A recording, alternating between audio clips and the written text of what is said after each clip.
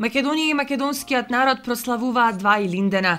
111 години од Илинденското востание и 70 години од првото заседание на АСНОМ утре ќе бидат одбележани со традиционални народни собири на Мечкин камен во Крушево и во меморијалниот комплекс АСНОМ во кумановското село Пелинце. Историјата за утрешниот национален празник ќе раскажува макотрпноста и борбеноста на македонскиот народ за ослободување од оковите на турското робство.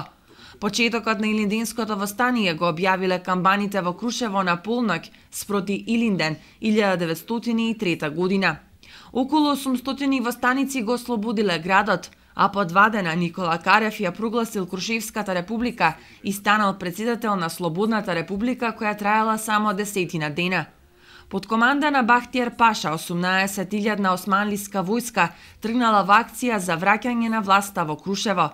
Последните истрели на Мечкин камен и загинувањето на воеводата Питу Гули го означили и крајот на Крушевската република. 41 година по Илинденското востание во манастирот Свети Прохор Пчински кај Куманово, 115 делегати го одржале првото заседание на АСНОМ, на кое е потврдена општествено-правната положба на Македонија како рамноправна федерална држава.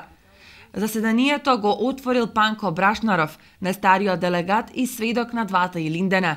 Избран бил президиум на АСНОМ под председателство на Методија Андонов Ченто.